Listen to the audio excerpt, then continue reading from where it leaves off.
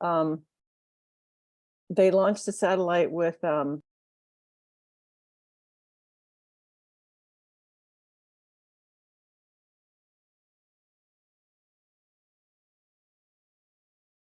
Mary Jo, we can't hear you. Did we lose Mary Jo? I think we did. I can fill in for her. NASA, the space agency, launched a satellite program that's monitoring air quality.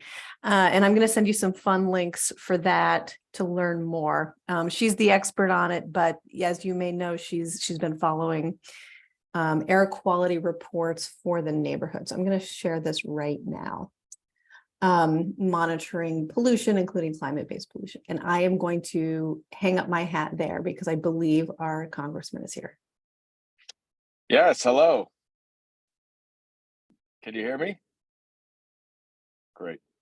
You did. How are you? Thank you for joining us. We just got through one committee report, so we're ready for you. Great. How is everybody? It's good to be here with you all. Just running out after votes. You may have seen we had a little political stunt field hearing in our district this morning with Jim Jordan using his official authority to attack a local prosecutor, our Manhattan district attorney. So that's been taking up some time and energy, but I just spent the last couple of weeks in the district and really had a great work period. Got around to all around the district, really figuring out so much of where we can start making some important investments, important connections and links to organizations with each other. It was great to be in the district. So we're now back in DC for this week, continuing to deal with these Republican investigations that seem to be solutions in search of problems. And so proud to be on the front lines of that, making sure that we're bringing out the facts and the evidence and the truth, and that we're thwarting a lot of the misinformation that's out there. But I'm happy to be here and chat with you all. I don't know if I'm happy to take a few questions, see what's on your mind, what the concerns are of Grand Street Dems, et cetera. Tell me what's going on in your neck of the woods. Actually, can I ask you first to finish with what happened with that Jim Jordan thing this morning? Yeah, so it was interesting because the Republicans very intentionally did not make any reference to Donald Trump. And it became apparent to me that they are now in litigation with the district attorney's office. And it is completely improper for them to have initiated an investigation at the direction of Donald Trump in support of his criminal defense. And public reporting indicates that that is what happened. So they're now scrambling to create after the fact justifications for this investigation. So they come here ostensibly to criticize the district attorney's job and crime in the city and how it's terrible and all this stuff. And of course, we pushed back on 2 points. One was that crime in Manhattan is actually lower than most large cities around the country.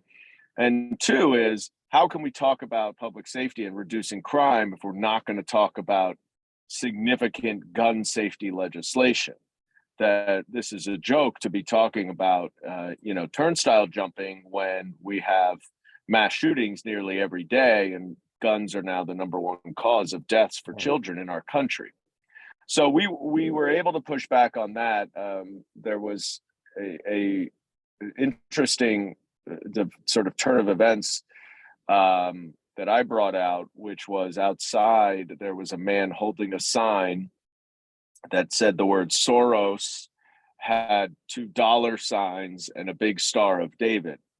And the Republicans had a witness there who had suffered from an anti-Semitic attack. And I asked him, do you think this is anti-Semitic? And he said, absolutely 100%. And that was after three of the Republicans had gone on a, rant about George Soros-backed prosecutors. So hopefully we can use that a little bit to push back against the anti-Semitic trope that Republicans are either knowingly or unknowingly using. Mm-hmm. Thank you. I know that's kind of very current. I see some hands up. So we okay to go to questions and answers? Kenny. Am I on at 6:20? Guys, I hold on one sec. I have to run and do a quick TV interview. Can I call back in after that? Are you going to be still in your meeting? What time will it be? Probably not. 7:30. I should be back. Yeah, we'll still be in the meeting.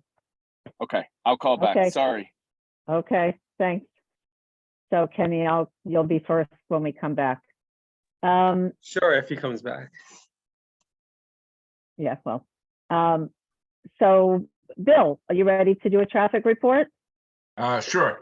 Sorry, wait, so did you guys hear anything? Because I think I disconnected myself. So do you want me to just do a quick? Sarah, Yeah, go back. I think, yeah, go back. I think Sarah finished, but why don't you go back? Okay, so Sarah finished it? Okay, sorry, I disconnected it, my mistake, and I was chatting away and then I realized you guys weren't here. If there's anything more you think you should say that Sarah didn't say, we're thrilled to hear from you. I didn't hear it, so we'll just move on. Okay. All right. So Bill. Okay.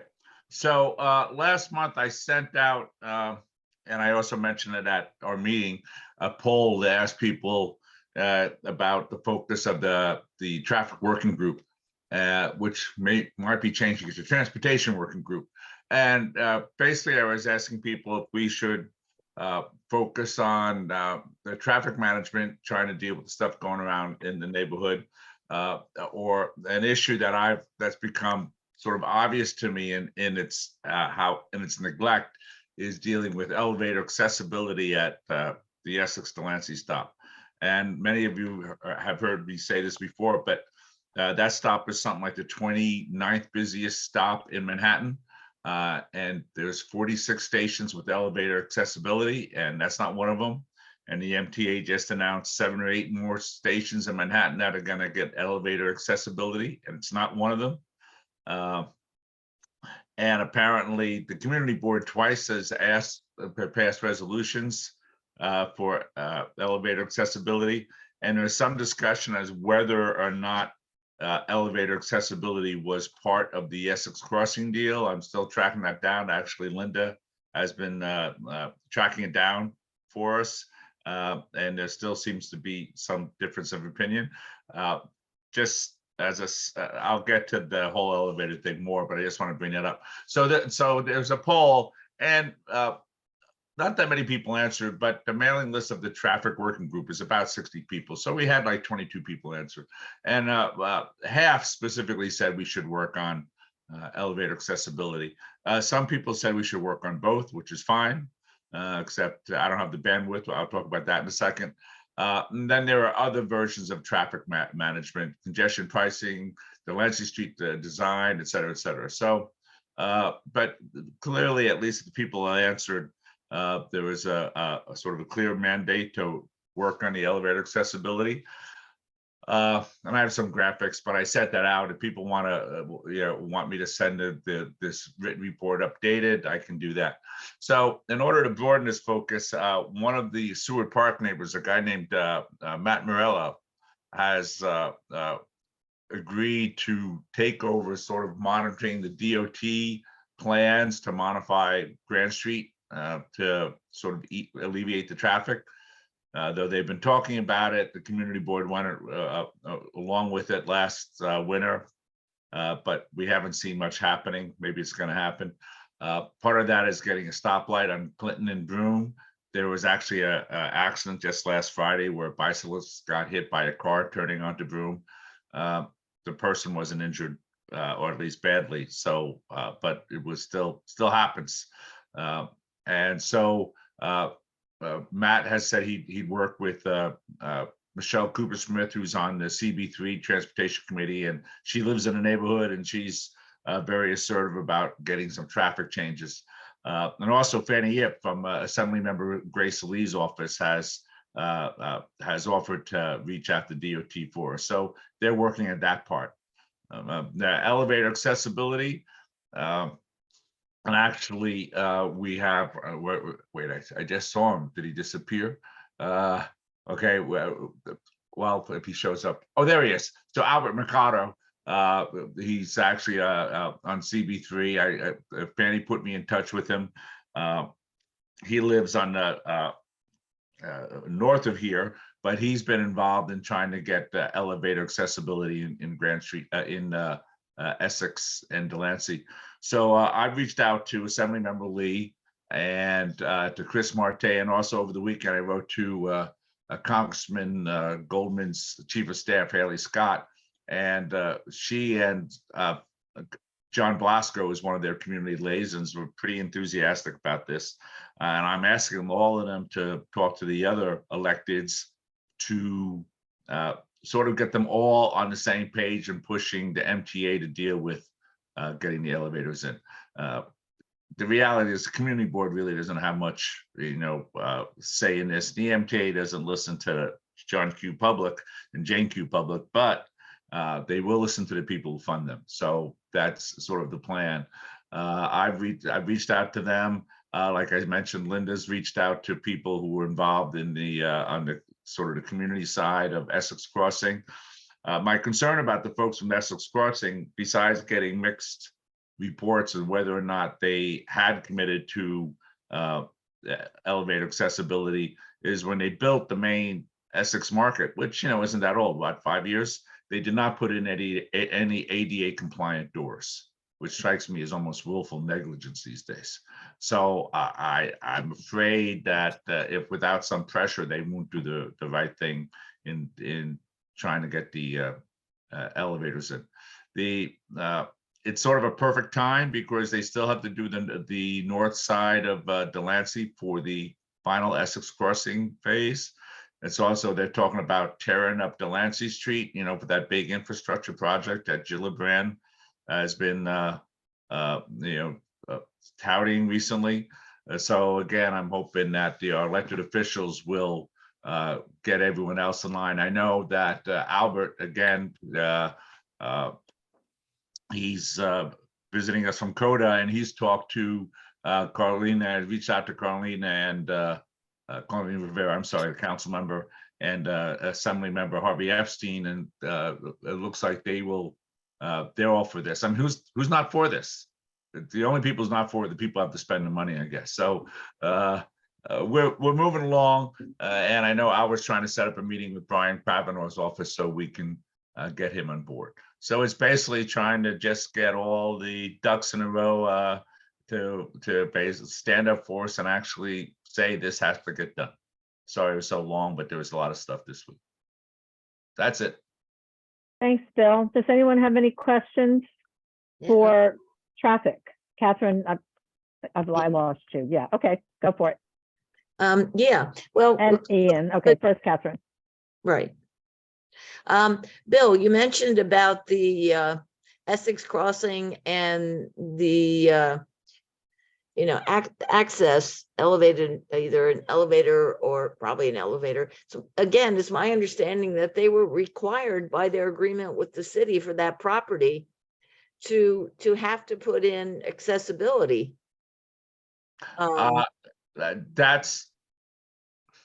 has been sort of the word of mouth about this, but I know that Linda had just forwarded me some email. Linda Jones, I'm sorry, and maybe she can correct me. Some email from people who were involved with dealing with the developers for Essex Crossing, and I get the impression that that was more aspirational than a firm commitment, and there's some and while some people thought money had been set aside, the last thing I read was that maybe not, so that's why we need to. Yeah, Get- do we have the actual agreements? I don't know who does. It was more aspirational. The developers made it a big effort. Can't hear you, Linda. Linda, your fingers over this microphone, I think, or something. Oh, boy. Now can you hear me? Yeah. I got the illness of the day, huh? Somebody turn off the television though in the background. Got Daniel Goldman on TV here. He's on MSNBC being wise or something. He's Okay. always on MSNBC. I see him Right. morning, afternoon, evening. Yeah. I was So hoping we can get his let's get through attention this for- before he gets back, okay? I was hoping to get his attention for a few minutes tonight. We'll see. Can we just but to get back to the whole thing about accessibility, can we get a copy of what they were required by the city to provide? Because that would have it, or if it's there. They were not required by the city to provide anything. I was on that task force the whole time, so I do have a memory of it. And Dominic reminded me a little bit of some things that I had forgotten. But what I do recall is that it was something the community board was in our list of wishes. It was in the RFP, but they negotiated with the MTA, and the two entities never could come to an agreement. And eventually the Essex Crossing development. Lost her again. Linda, we lost the last part. Eventually they went ahead and developed the building without either elevator or escalator access to the market, and that's very unfortunate. Well, how is that not in violation of ADA requirements? It's not that simple because MTA had to do it. They had to do it with them, and MTA would not. There is an escalator from the, That's Brooklyn the old side. escalator that was That's always there. Yeah. Yeah, but not to the market. no, not to the market. It's very disappointing, but I don't think we can, say. goes the to right developer outside the market. promise. Well, Yeah, one but of you're going uptown. right. Right. Get back to what Bill was saying, though, I'm going to disagree with you about one thing. I think we should put the community board, on the spot. I think they should very definitely push very hard for it. I mean, they get away with saying all the time, there's nothing we can do about it. And Well, I I don't- stop with hearing that. I just wanted to And clarify, in all the committees all the time. definitely put the community board on the spot. Absolutely. don't- Okay, if I didn't make it clear, and actually Albert found this out for me, there are two community board resolutions. One as early as something like 2004, and one more recently, I think it was 2017. Albert, he'll correct me when he speaks. So they've already said there should be elevator accessibility. So Oh, yeah, but that's not the enough. thing is, we don't have to track down I don't think that whether there was an agreement or not. It doesn't matter. What matters now is that they still have more building to do, and it's clearly they haven't done it, and they have to do it. And we ask our elected officials to lean on them. Whether they made a promise or not in the past, it isn't really relevant. What's relevant is that it has to be done, and that's what we go on. I think. I do know. Now, Andy, you gonna call? Will you call people? Yeah, well, yeah, I'm gonna call. People have their hands up. So Catherine, has this been called? Albert has his hand up. Mercado? Unmute, Albert. Yeah. I'd like to clarify a little bit with respect to the MTA making a commitment that they were going to install a fully accessible ADA entrance on the northeast end of Essex and Delancey, across the street from McDonald's. Now, the clarity is the following. They were going to wait until they demolish where the old pizza shop used to be, across the street from McDonald's. And at that location, when I think it was going to be site either 9 or site either 10, one of the two, they were going to install the ADA elevator where the old pizza shop used to be and the old Essex Street Market used to be. They also cited another spot on the southeast side where the old escalator is, and I'll get into that in about 2 minutes. And they also cited another one across the street from next to McDonald's and also next to Chase. So there are 3 aspirational and 1 actual site that they've already said they were going to build. Now, since then, we all know that the pandemic hit and the actual building, the rest of the Essex Crossing has been nullified. But we really don't have to wait, which is my discussion with Bill, because if they really wanted to build a fully accessible ADA entrance, and I'm gonna probably send you a picture of it if I can find it, they can actually gut the area where the escalator is on the northeast side of Essex and Delancey, across the street from Chase, where the new Essex Market is, and install the elevator at that site. Because the largest investment and cost is incurred when they have to, with the MTA, the engineers and everything, because I've done this several times also with the 504 Democratic Club, that's fully people with the ADA as well. It's in building a brand new from the foundation up. That's where the majority and all of the costs are going to be absorbed. But they really don't have to do that because the space is already there. If they got the escalator tomorrow, they can put an elevator in there where the escalator is the next day if they wanted to. In other words, you don't have to rebuild the whole bridge. The bridge is already there. Just install the elevator where the escalator is. And that's why I think we should be leaning on the local politicians to do this, because we should not have to continue to wait till the new building is built by the Essex Crossing or LSM or LMR at the old pizza shop. We're going to wait forever. Alberto, Yeah. Albert, I'm sorry. I'm going to ask that you and Bill and whoever else is working this get together and give us a report on it. We have our council members been waiting to present. I know it's gotten a little out of control with the congressman, but I'd like to let Chris Marte do his presentation. And if we want to go back afterwards to this conversation, if we have time, I want to hear it. If we cannot, let's send a report to everybody so we understand where we all are. Is that okay? Thank you. Yes.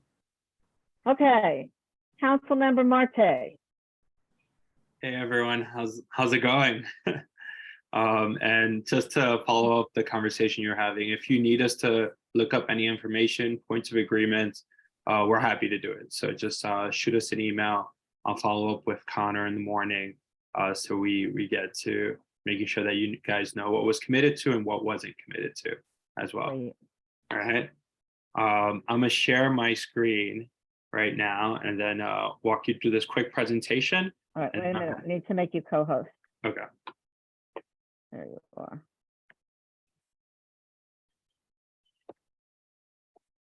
Okay, you should be good. Awesome. Let's see.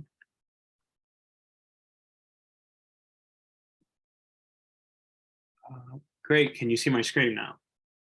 Yes. All right.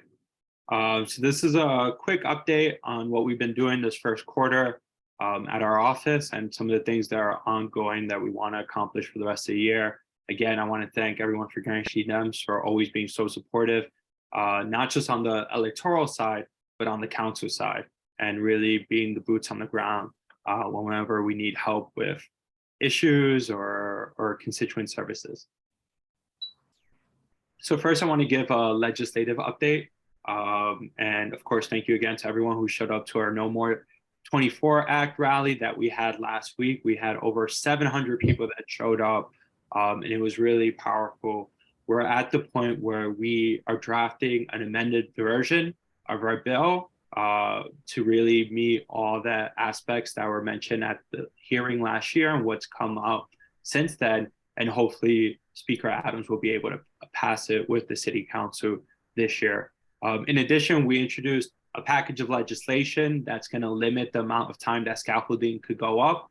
My colleagues Keith Powers and Eric Botcher also introduced legislation in this package to really redo why we need scaffolding, how long it could go up, and what does it actually look like. So this is like the first time in more than a few decades that people are actually have the willpower to tackle, I believe, one of our greatest issues in the city, especially in Manhattan, and that's scaffolding. So whether it's using drones to inspect buildings, especially landmark buildings that need to be inspected every 6 years, making sure that DOB inspectors go to these scaffolding on a timely basis. And if work is not being done, it hasn't been done, forcing them to take it down, whether it's through fines or other enforcement efforts, or giving them a timeline of how long a project should take. I think we really need to tackle this because it is a massive quality of life issue throughout my district and throughout Manhattan. The city council just recently, last month, passed an e-bike safety bill, which will make it illegal to sell any uncertified batteries that we've been seeing throughout the city. And just a year ago at the Reese houses on the Lower East Side, that e-bikes batteries have been the source of many fires. And a lot of those fires have come from these, reused batteries or uncertified batteries. And so hopefully we can lessen the amount of fires that happen and really have regulation when it comes to ion batteries being used, especially as e-bikes are only becoming more popular. We also introduced a resolution to continue to fight the Chinatown jail from being built. So this will add support for adaptive reuse strategy. One thing became clear at last month's procurement hearing for the Brooklyn jail was that even that site, which was supposed to be the first site to be built, it won't be completed until 2029. And it's already projected for that site alone to be over budget by $1 billion. With Chinatown being the last site and demolition not even happening, we think adaptive reuse is the only strategy moving forward. We recently met with the commissioner of DDC, Design and Construction, the mayor's team, and we asked them to put an RFP out for adaptive reuse. And so we're continuing those discussions, and I'll keep on informing the club as it progresses. We're also passed bills to increase penalties on illegal idling cars and trucks, especially near public green spaces.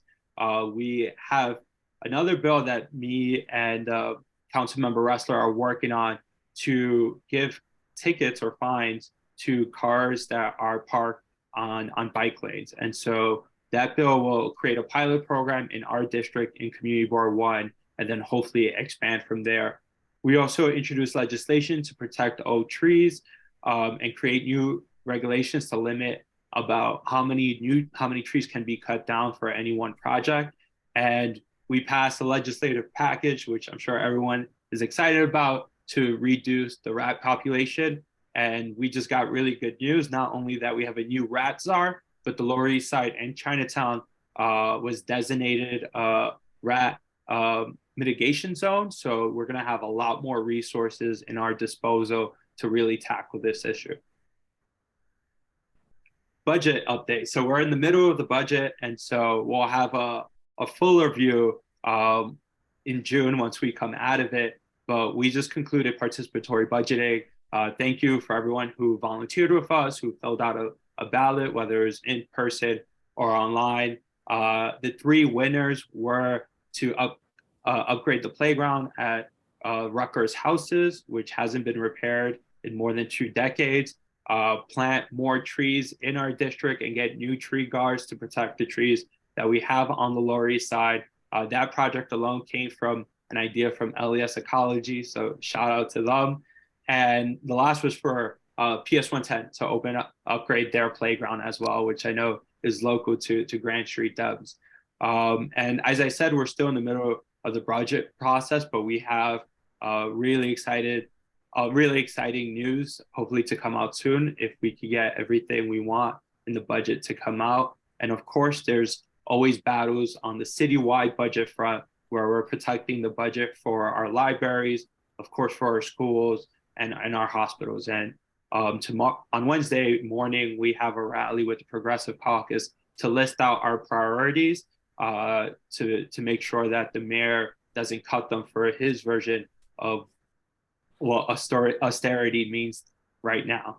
One thing I want to tell folks, the city's actually in a really healthy position financially.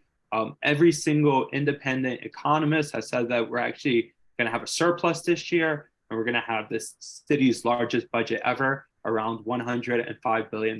And so these cuts that the mayor's trying to promote are truly unnecessary. And I just wanted to highlight some of the constituent services that we have really in 4 parts. The first was emergency response. As many of us know, there was a fire. There's actually been a few fires in Chinatown. We've been helping with the displaced families to find temporary housing and to make sure that we can expedite all the permits that are needed, whether they're with DOB, HPD, making sure that Con Edison can turn on the electricity so these families can move back home. We also help over 100 people that were displaced by Hurricane Ida almost a year and a half ago. They're staying down at the Millennium Hotel. They were facing eviction from that location. We organized, we advocated for them to find proper housing because the nonprofit provider that was issued to them by Housing Preservation and Development didn't do their job. And a lot of the tenants were being harassed because they were seniors, immigrants, some of them were disabled, and we've been advocating for them to have a new provider, for them to finally get a home that the city promised them when they were displaced. As many of you know, and thank you for donating the clothes, we've been creating a lot of support system for our new neighbors. We've been working with Aid for AIDS, which been doing weekly pop-ups at PS20, donating clothes, legal advice, food. My office has also been providing these services, and our nonprofits have been doing a really great job, from Henry Street Settlement, Education Alliance, Greenwich Houses. They all been playing their part in providing the expertise. When it comes to small businesses, as many of you know, we're still coming out of this pandemic. It's not over, and a lot of our businesses in Chinatown, especially, were ignored. And so we were able to bring down the Small Business Service Commissioner to do a walkthrough in Chinatown, not only to address language barriers, but also to make sure that these small business owners can use their services to come out of the pandemic much better, much stronger, and to thrive. And that was really successful because some of these business owners have never interacted with the city in this capacity. And I think we really opened up a lot of doors from them. We also been doing a lot of outreach to small business owners throughout our district, because there's a group of individuals that been taking photos of businesses that weren't aware that they weren't in compliance with ADA regulation. And months after those individuals have been taking photos, they've been issued lawsuits, some of them like in the range of $300,000 for not having a bell at the door. And so we've been proactively going out to these small business owners to make sure that they're up to code, and that they can also tell their landlord. So for any future commercial tenant would know what they need to do to not face these fines. We've been also working with Welcome to Chinatown to help a family business who were scammed by their landlord. We held a number of fundraisers, and now they're opening up their shop again. And so that's a really great story. As many of you know, we've been, one of our core values in our office is to really fight displacement.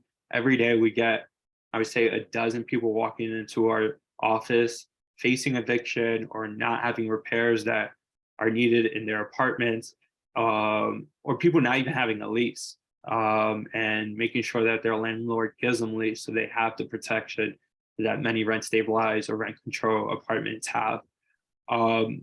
We've been also been door knocking, making sure that people know what are their rights as tenants, and putting flyers in the doors for people to know that our office is available. We've been working with a dozen of condo and co-op owners because there's a property tax abatement program because the city Department of Finance mishandled their cases and were issued tax rates much higher than they needed to. So we publicize and have the TAP magazine, and we've been getting a lot of calls and working them so they could get their refund. And then, of course, there's quality of life issues. I mentioned a few of them when I was going through our legislative initiatives, but we prevented budget cuts from impacting our existing compost drop-off sites, and we're looking to add more, especially as the Downtown Alliance compost trash bins have been a success in our district, and we're looking for new locations to expand that program. Because we got positive feedback about how clean Delancey has been since we expanded ACE there. Now we're expanding it throughout Little Italy and hopefully more areas, especially after this budget process is done. And we've been working across agencies to really reduce the noise complaints and pollutions that we've been receiving because of construction, Con Edison work, and amplified sounds, mostly from bars and nightlife. And finally, as the chair of the Manhattan delegation, we've been working closely with the district attorney's office and the mayor's office to really rein in and tackle these illegal smoke shops that have been popping up literally across the city at a really crazy rate. In the first week of the new program, our district attorney sent out 400 letters to landlords, issuing them a warning that if they continue to have businesses that are selling illegal items, that they have to immediately stop it, or they're going to start facing not only fines, but potential criminal charges as well. And so this is a quick recap, but I wanted to leave a lot of time for questions. Thank you so much, Chris. So I saw some hands going up before. I don't see them now, though. Oh, yeah, here we go. Melissa. Hi, Linda might have been first, but my question's quick. Hey, Chris. So you talked about the city may have a surplus this year. Then I'm just so curious why public schools seem to just always be at the chopping block. And I mean, you know, in the state budget now, there's talk about like a lot of the funding for schools going to charter schools. Like, why are people not supporting public, not people, but like, why is both the city and the state not seeming to support the public schools that many of us send our kids to? I believe because of special interest, right? You know, our mayor hasn't been silent about how much he likes charter schools, right? Even Chancellor Banks comes from the charter school network. He started and founded one of the Eagle Academy schools.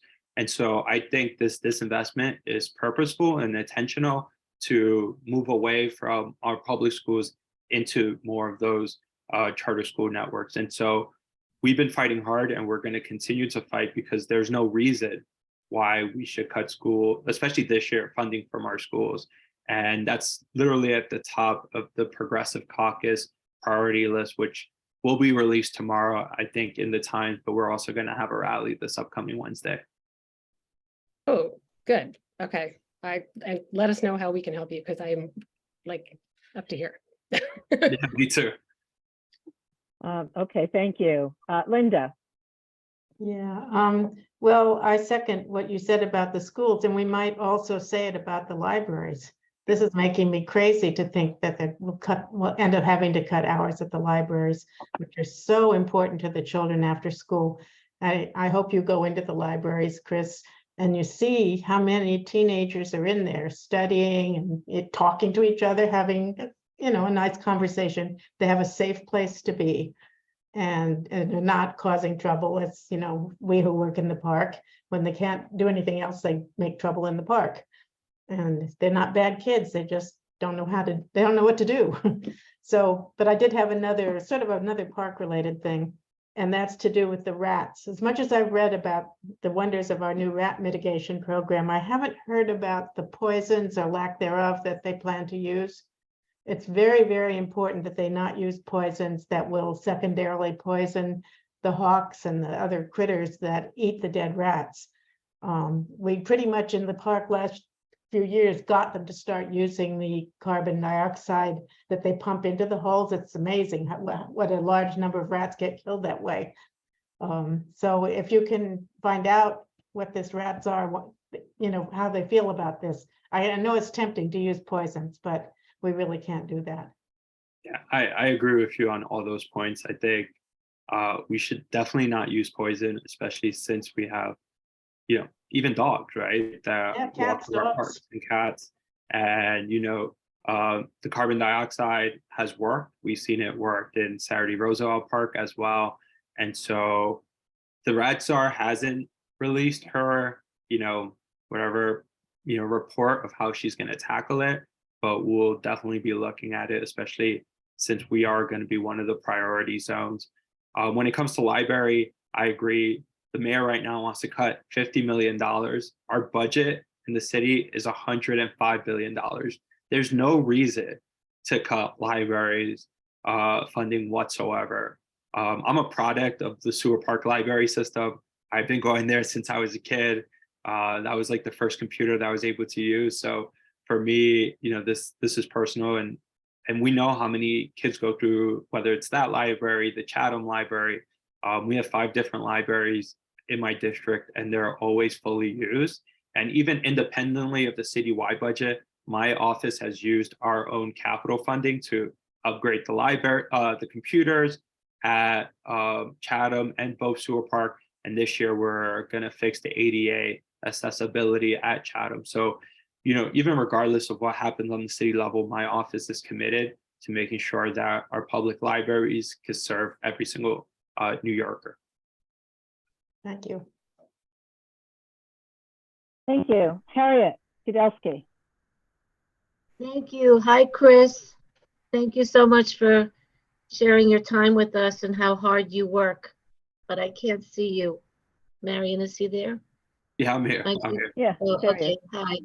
Oh, you know me. I have a lot of questions, but I guess I'm going to limit them to 2. The first one would be to promote the composting in the neighborhood. I know for myself personally, I don't know, maybe because I'm lazy or something, but I think a lot more people would do it if they got those special composting bags, you know, because if you bring a regular plastic bag, you can't put it in that thing, that the big bin. So is that, but I think there's like special bags that you could use. Is it possible to be able to somehow find some money in the budget to be able to, you know, educate people on how to do it, and then to somehow distribute those bags if it's not too expensive, or even to just find, you know, some merchants that would, you know, prominently display those so they can be purchased inexpensively? Yeah, we could look into it. Yeah, I guess I will have to talk to like the Earth Matters or LES Ecology about the bags and see. Yeah, and the borough president, because can provide that. yeah, and our borough president, Manhattan Borough President, because he's, you know, really gung-ho on this project. And the other thing, so I'm just, you know, like ready to stand in the middle of Clinton and Grant Street and just start directing traffic myself, because I'm really disgusted. On a beautiful Sunday afternoon, you know, they closed off the artery from Grant Street on Clinton to the bridge because there was some construction work that had to be done. And that's, you know, just gives us a taste of what's to come, because that's their idea for, you know, fixing the traffic problem on Grant Street, which just created the biggest mess you can't even imagine. And talk about noise and pollution and the honking. So how can I help to legally set up some kind of a rally and protest and really bring a lot of attention to this problem. Because, you know, we as a club, we go to the precinct on Wednesdays when they have their meetings, and we all have a place to bitch and moan. And their answer is, well, we reached out to DOT and they don't want to show up. And you have to get your legislators to come to these meetings and they don't show up. So, you know what? Can we show up to get signatures? So how can we get everyone to show up and to be out there and to make a lot of noise legally? That's my question. Yeah, let's do it. I know Bill has been taking the lead with the transportation group of Grand Street Dems, but I think a rally is needed because I was out there Sunday morning handing out flyers, and I had a glimpse of what the future holds, and it wasn't pretty. No, it's not pretty. Yeah, and so I'm happy to join you and also ask our other elected officials to join us to put more pressure on DOT to get a plan that's actually going to mitigate, the traffic, the noise, and the congestion. Yeah. Right. And if I'm not mistaken, Senator Gillibrand is up for re-election soon in the coming elections year. So I'd like to see her a little bit more than just coming down to Delancey Street to say, hey, we're giving you guys a lot of money, and good luck.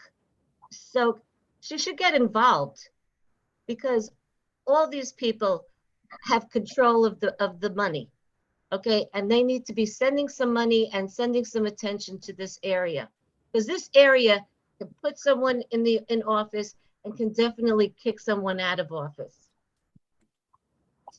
Sorry, I'm a little upset.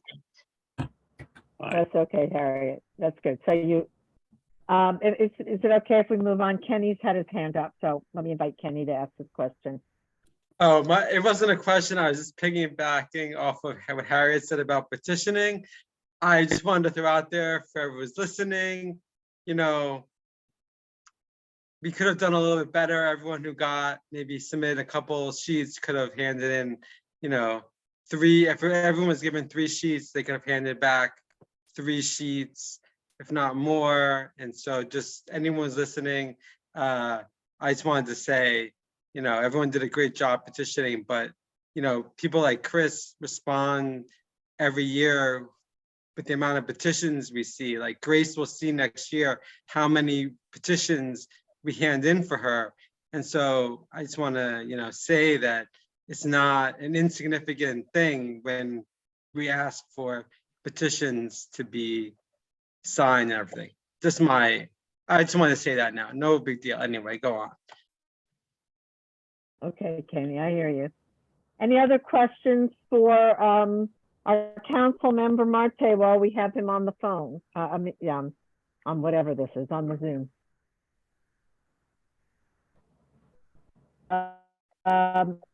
Harriet, is this for Chris? Another question? No. I was clapping. That was hand clapping. Oh, you were hand clapping. And, okay, and Chris, because Chris does a great job. I don't want to dump on Chris, but you know what? Chris is the only one that really shows up. Well, so I'm luckily clapping back. I'm clapping back, him. Harriet.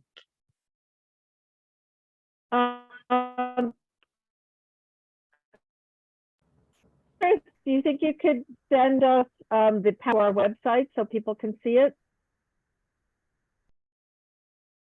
Great. Yeah, we'll definitely do that. Still here? Oh, there you are. Okay. I mean, it'll be on the video, but people might want to actually look through the PowerPoints themselves. Anyone else have any questions? I know Chris has someplace else he has to be right after this, so I'm just trying to be I have a quick question. Oh, Mary Jo, go.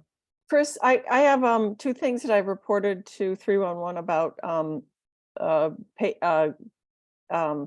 disrupted pavement in bike lanes and sinkholes in the street. Should I send that the links to that to Caitlin? Yeah, definitely. Send us Okay. the complaint number. Okay, thank you. We'll be able to follow up with the agency. Great, thanks. Okay, Chris, thank you so much for joining us tonight and for all the work that went into that PowerPoint. And for just spending your time with us. Of course, thank you guys, and thank you for everything that you do. It's definitely feel the power and the love that you guys put in everything you do in the community. Thank you guys. Thank you. Have a good one. You too. Uh, Can I go back so for a second? just a couple of things to catch up. Yeah. Oh, Yeah. I have a sidewalk question, and even though you're traffic, I'm gonna give it to you. Does anyone know up and down Grant Street what they were doing with the ramps on the sidewalks? Because they dug them all up and put them back together and they look exactly the same? Or am I crazy? Yeah, I can answer that if you'd like. And Melissa, no, you're not crazy. However, it looks like they redid them with a new type of surface. Before they dug them up, it was just concrete. Now you'll notice there's a red surface that looks like it has dimples on it, perhaps for greater traction. I assume it's an ADA compliant thing. But it appears that none of the curb cuts that they dug up were broken. So either it's a make work project or it's an ADA compliance thing. Right, I thought they had the red things on already. No? Oh, No. all right. Okay, so here's an update. I guess Congressman Goldman came back on while Chris was doing his report. I asked him to come back at 8:05 and 8:10. I reached out to his chief of staff, who said he got dropped off at a policy dinner, so she'll see if he can pull him out, but not sure they'll be able to.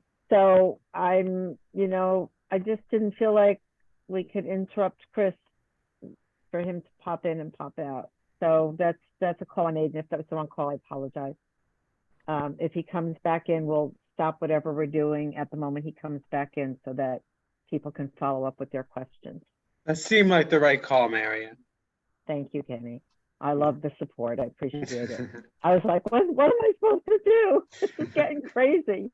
I know there's more about the traffic, but we also have, is Jeremy still on?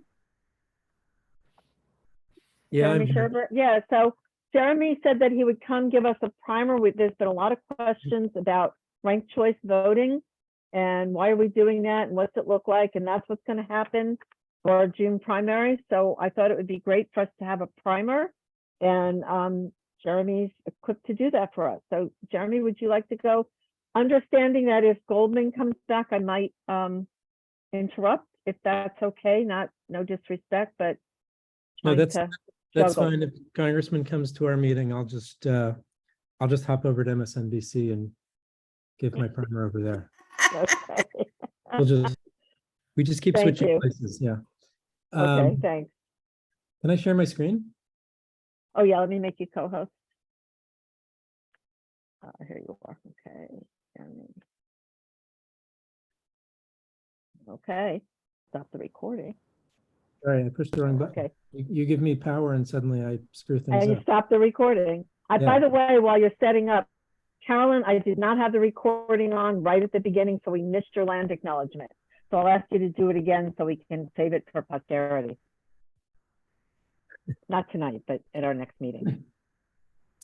Okay. So I'll try to get through this quickly. I'm sure everybody's an expert in ranked choice voting now anyway, but we'll go through this.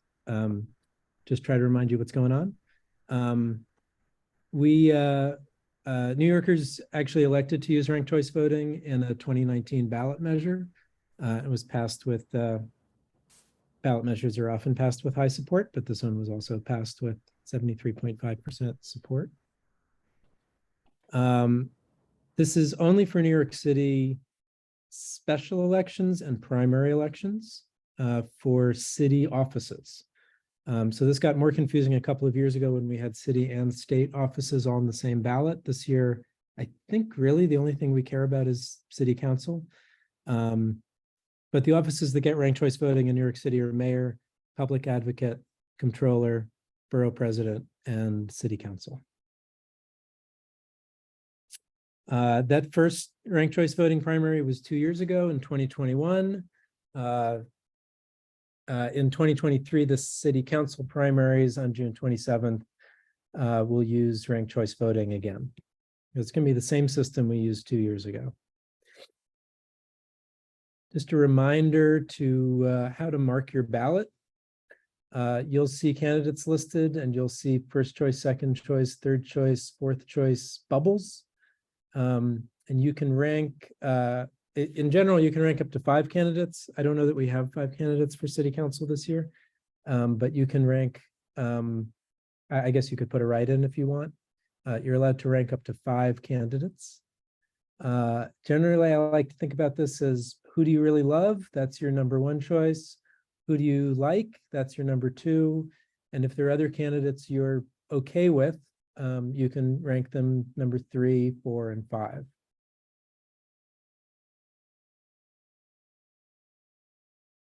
Let's see if this works. Let's see if I can hop over to this other screen. There's a nice little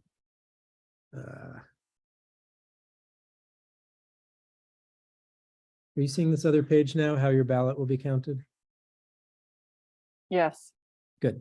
We're going to start. This is an example of ranked choice voting for your favorite color. And this will help explain how the votes actually get counted and what happens. If any candidate receives more than 50% of first choice votes, they're going to win the election outright, just like they would normally. But if no candidate receives more than 50% of first choice votes, then voting is going to continue in rounds until there are 2 candidates left. So here's an example of a round 1 set of votes for what's your favorite color. You can see that none of the 6 candidates got 50%, more than 50%.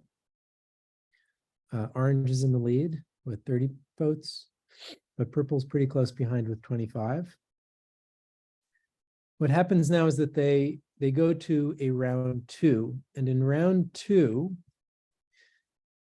whichever candidate has the fewest first place votes gets eliminated. And the votes that were cast for that candidate, in each case, the system goes down the ballot and figures out, well, if I voted for yellow, who did I vote for second? And my vote gets redistributed to whoever I voted for in my second choice. So in this case, the 5 votes from yellow that were first choice votes get redistributed by the second choice on each of those 5 ballots. And in this case, a couple of them go to purple, 1 goes to blue, another couple go to orange. That whole process just repeats again in the 3rd round.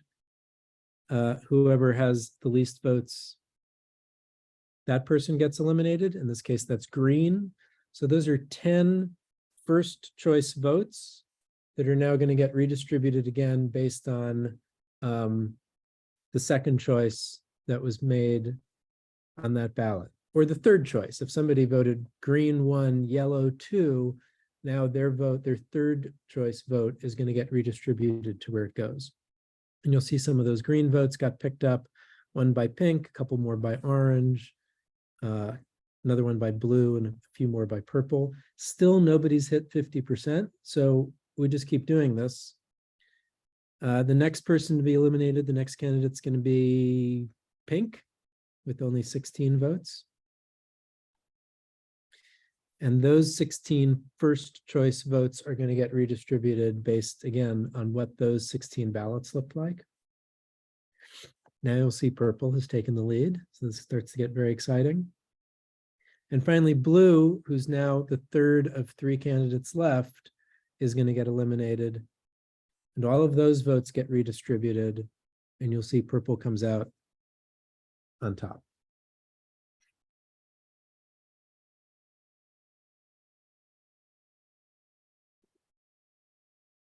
I love ranked choice voting. I think there are a lot of benefits to it. The benefits to you, to me, to each individual voter is that you can go ahead and support your absolute favorite candidate without worrying about whether they're actually likely to win. So this encourages you to, in a 3, 4, 5-person race, not to try to figure out ahead of time who's ahead in the polls or what it might look like between these two, and you don't want to play spoiler. You don't really have to think about that stuff. You can look at the candidates who are available and just go ahead and vote number one for the candidate you like the best. It might be some minor party candidate or some fringe candidate, doesn't matter. You can do that without worrying that you're going to be wasting your vote, because even if your top choice candidate does not win, even if your top choice candidate gets eliminated in one of those rounds, you'll still have a voice in electing the winning candidate because you'll have voted for a number 2 who you like, or a number 3 who you would be okay with. And then I think for the city, for the community, the benefits are that the winner of the election is guaranteed to have at least some support from a majority of voters. I think too often we tend to enter these races as voters and think our guy or gal is the absolute best and all of the others are terrible. It creates this real binary sense of who's out there. I think we saw this actually last year in our congressional primary, where the headbutting gets so extreme because it's you pick the person you like and it's them against everybody else. But with ranked choice voting, each one of us is actually considering the pros and cons of all of the candidates and only voting for the candidates, maybe 3 of them, maybe 4 of them, maybe 5 of them, who we would feel okay with if they finally won. And that means that person who does finally win has some goodwill from a majority of the voters. I think that's really important to build a sense of accountability, not just of elected officials to voters, but also the other way around, of constituents to elected officials. The other thing I think that's great for the city, and this is definitely borne out in other communities that have had ranked choice voting for longer than New York City has, is that candidates have an incentive to engage in less negative campaigning for exactly the same reason. It's not just them against everybody else. They have to appeal as not just a first choice for some voters, but a second choice and a third choice. They have to appeal to other candidates' constituency. And so it can create a more, again, just less binary, less negative. And that's kind of it. There's more information. There's actually a lot of good online resources. nycvotes.org has a couple of pages at this link, nycvotes.org/how-to-vote/ranked choice voting. There are a couple of good videos there that'll explain this a little bit more, in particular, how those votes get counted. And I encourage you to hop over there if you still have any questions, or go ahead and ask me some questions as well. Get out here. Thanks, Jeremy. That was really helpful. I'm not sure I understand the right questions to ask, because there are many people that are against ranked choice voting and feel like it somehow undermines the capacity of some people to win. And if somebody can ask that question in a more reasoned way, I would really appreciate that. But meanwhile, I see Carolyn's hand up. Thanks. Can you hear me? Great. Yeah. Sorry, I don't think you covered it, but apologies if you did. I'm thinking about our city council race specifically right now, sorry for the siren. If we truly don't think any other candidate, if we have one candidate, we really don't think any other candidate is capable of the job, like we don't put anyone else down, correct? It's totally up to you. You're definitely allowed to just vote for one or just vote for two. And if you don't feel like really anybody else can do it, then that's the way you should vote. I guess I would say that within this system, you are being given you're being given a lot of opportunity to exercise that choice more than just once. And you're kind of giving up on that opportunity if the one person you want to have the job gets eliminated in there, and then you're not adding as with a second choice or a third choice to the eventual winner. Now, it might really be that you only think one person can do the job and nobody else can, and you don't want to mark anything next to any of these other people, and that's 100%. That's 100% okay, and that's your choice. And it would, you would basically be treating that election like a traditional primary, like our congressional primary last year, which is just, I've got this one person, and if somebody else wins, I'm just not for them. Totally fair. Totally fair. Thanks. So, if I might, Melissa, I'm jumping in front of you. I'm going to apologize because Carolyn's getting at what I was trying to ask. Is there a downside to not to either putting a choice 2, 3, and 4 or not? Or did the odds come out exactly the same? I don't think this is, so for those of us who are used to contested co-op board elections, where like bullet voting is a thing, these votes in ranked choice voting are not counted the same way co-op board elections are counted. So there's not, you're not giving your candidate any boost by not voting for other people. There's no way to really game the system in ranked choice voting the way there might be for a co-op board election. Okay, thanks. Melissa, sorry. I feel like the elephant in the room is that we wound up with Eric Adams with ranked choice voting. So I think that may be what you're hinting at, Marion. Maybe. I don't care. I'll be recorded saying it. I have no problem with that. So I think that I mean, to me, sounds like what Carolyn's talking about, what Marion's talking about. Because, you know, you go in with good intentions and then you wind up with someone that you thought nobody wanted. Well, I think it turns out we were wrong about that. There were people who wanted Eric Adams to be the mayor, and that's what elections tell us. I don't think there's anything about ranked choice voting that helps guarantee that your choice is going to be the winner. We're still going to end up with winners that some of us don't agree with. Right, but if people put him down because they thought, oh, I should rank them instead of like leaving them off, then, you know, would he have accumulated as many votes? Maybe. I'm not sure. He would not have gotten as many votes if fewer people voted for him. Right, but even like 3, 4, and 5 or 6. I mean, that race was a great example. We had way more than 5 candidates to choose from. I ranked 5 candidates. Eric Adams was not one of them. That's how it goes.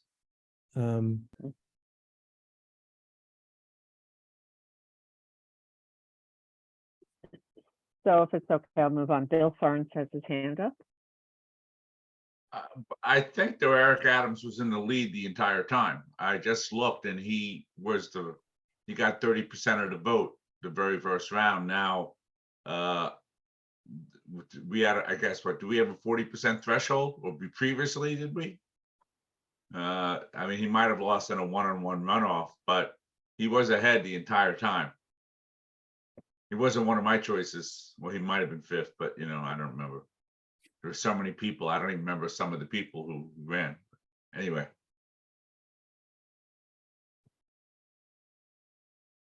Okay, any other questions for our founding president? Thank you so much, Jeremy, for doing that. Yeah, thank you. Actually, I just have one observation that in the Alaska race, there was the one representative they had over the summer. I mean, last special election, the Democrat won. And it's because there was a really crazy Republican and it was a sort of a moderate Republican. And they had ranked choice voting. Or no, it was just a crazy, I forget exactly. But when the Democrat won, all these people all of a sudden saying, oh, ranked choice voting, it's another scheme to steal elections.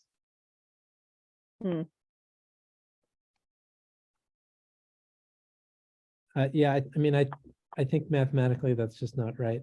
One thing you'll see, Bill, you kind of mentioned two things that are interesting about patterns that have been shown in, again, in other communities, because there haven't been that many of these in New York yet. The one place where most of the time, if you have a multi-candidate race with ranked choice voting, most of the time, the candidate who appears to be in the lead after that first round of voting is going to stay in the lead. Because it turns out that the things that make you appealing as a number one choice also make you appealing as a number two choice, and also make you appealing as a number three choice. So there aren't that many. We just followed favorite colors, and I know purple came up with a surprise upset over orange, I think it was. There aren't actually many examples where that happens. The place where that does happen is when the number of candidates is smaller and you have, say, 3 candidates where 2 of them are ideologically similar and one of them is on the other side. And the one odd person out there might be in the lead after the first round of voting, but by eliminating the third place candidate whose ideology is closer to the second place candidate, you'll actually see a large majority, if not all of the votes from that third place candidate, shift over to the second place candidate. In the past, when we didn't have ranked choice voting, you would end up with a winner who had 35, 40%, even though 60% of the people, if given the opportunity, would have voted against them.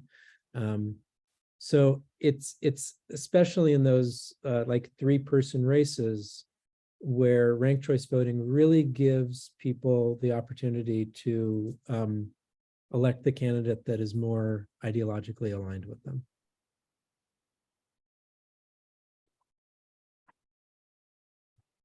Thank you. I still, there's things about it I still can't get my mind around, but it's clear, what you presented was clear. So thank you. Will you also send that PowerPoint? I'll put it up on the website in case people have. I will, yeah. Thanks, Jeremy. So there's just a few other things. It looks like Representative Goldman is not going to join us again. I'm really sorry for those of you who had questions, and anyway, I don't know really what to do about that. We have some things coming up that I wanted to remind us about. On June 15th in Hester Street Park, we will have our primary kickoff. It will be in person from 5 to 7. So please save the date and plan to join for that. We have our next Welcome Wednesday on May 10th at Grand Street Pizza. And there's, Carolyn, is there any more about a book signing party? Yeah, we think we're going to have our next Grand Street Dems author event with John DeBerry, whose new mixology book, Saved by the Bellini, is coming out soon. Tentatively scheduled for May 31st at Betty on Henry Street. But please stand by for final confirmation. John lives in East River. He's been a poll worker many years. He's Grand Street Dems member, also a co-founder of the Restaurant Workers Community Fund, and a very experienced mixologist whose previous book, Drink What You Want, came out like May of 2020. So he super excited to do an in-person book event with him this spring. That's great. Yes, Betty on Henry Street, which is a lovely spot, like sort of all day and all night spot. Lovely place. Are we going to have to go downstairs where they blindfold you? No, that's not part of the plan. We'll be in the upstairs. It'll be like a happy hour kind of thing. So, but yes, stand by. We will be doing confirmed announcement shortly. Great, thank you. So just in terms of, does anyone have any new business? Do we need to go back to the traffic committee conversation? I know I interrupted that because I didn't want to keep Chris waiting anymore. Was there anything else about that we need to return to on this call? I mean, I had covered what I wanted to, what I had planned to cover. I just don't know if people were done with the any questions. But Albert had to check out, so he's Yeah. not here. Okay, well, I don't see any hands going up about that. I would really like us to develop a membership committee. I mean, I think we're getting new members joining, and somehow we're not getting them in, inviting them in the way that we would like to be inviting them. So if that's something that interests anybody, please reach out and let me know, and we can develop a committee and get ourselves being more effective in really incorporating our new members to be more active with us as a club. And also, if anyone just has any ideas about what to do with that, I would appreciate that as well. Yeah, I just want to say, we get members coming in, they sign up. It's just a matter of getting everyone engaged, and anyone who has any suggestions and how we can respond to get people to, it's just everyone, they express initial interest, but then to actually get people to follow up and come to meetings and participate in activities, it's not that easy as people would think. So we're welcome to suggestions as how, once people sign up, how do we get them to actually come to our meetings and do what we just did today. So anyone who has any suggestions, please reach out to Marion. We're very interested in hearing them. Also, I think going back to in-person meetings for many people would be more enticing. For some people, not so much. What we'd really like to do is go to hybrid meetings. We tried to do that for for April, for this meeting, and we went to the community room and looked at all the equipment that was available to us, and it just wasn't sufficient to do it. So if someone has more skills in that, or if someone has a suggestion of another room that has updated equipment where we could manage that, there's nothing worse than a hybrid meeting that doesn't really work. So you have the hybrid meeting, and I was one at the Community Council 7 where they finally got the two things, but the people, the people who were on the computer were against one wall and we couldn't see or hear them, and the people in the room were in the room. So it wasn't really hybrid in the way.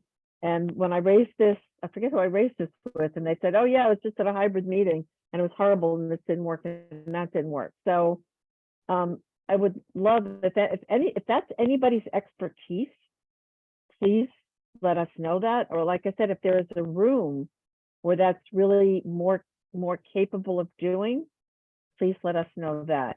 And if you have an opinion about should we be meeting if we can't do hybrid, I mean, people are managing to do it. Somehow we're not getting there. So I don't know, I guess I'm getting speechless about this. I really would like more people to feel comfortable coming. I think part of the problem with getting new members involved is because we are not meeting in person. And this is just harder for people. Helene, I would be happy if we could do hybrid as well. Mary Jo, you have your hand up. I have two thoughts, one of which is if people are signing up and they're not coming to meetings, have you considered sending out a questionnaire? Why did you sign up and why aren't you coming to the meetings, kind of thing? And the second one is about the hybrid. I don't know I know somebody in California that could be the tech person, but that won't help us here. But the other thing is, if we go to in-person meetings, would it be recorded? So then people who aren't able to attend could actually watch it if they care to and see what's going on. Those are my two thoughts. Well, I would just like to answer the question about we should do a survey.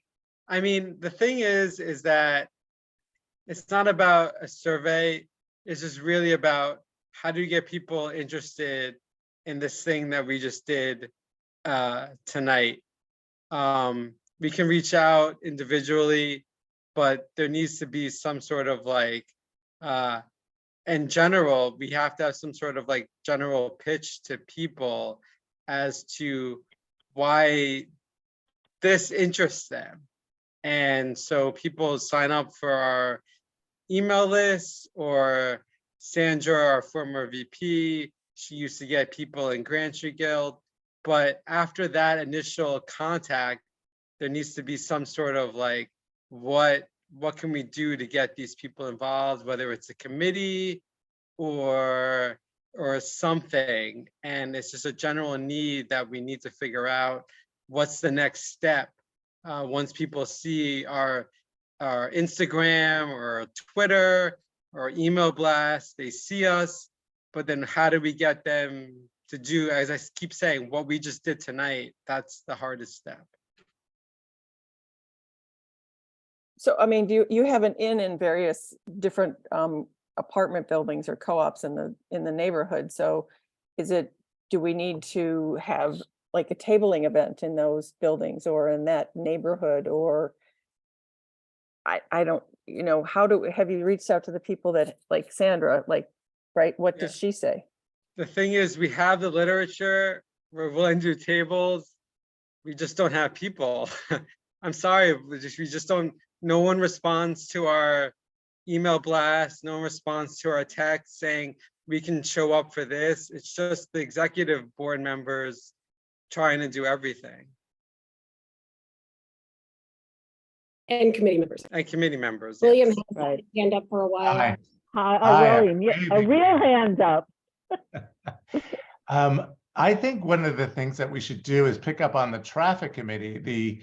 The town hall we did years ago had such a great enthusiasm, and it's on the street. I forgot her name, forgive me, but doing an action or some sort of, demonstration just on the traffic issue could really garner people's attention.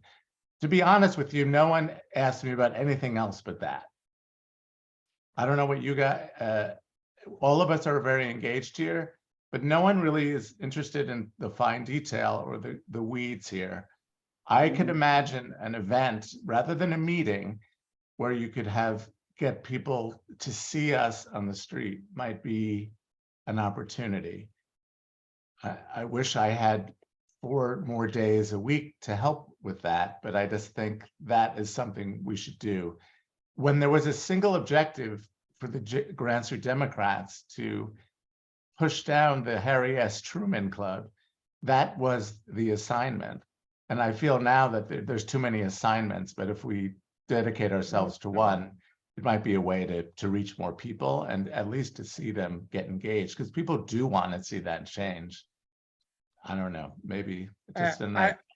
I agree with you. What the issue is, I'm not sure, but I absolutely agree with you that like back 4 years ago, there was a unifying, like this was our thing, and now it's not. But like, this season with the petitioning and district leaders, like, it's not guaranteed that we're always going to be Grand Street Democrats with Carolyn and Lee as our district leaders. And so we need to, whatever the issue is, but we need to do something to like get our spark back.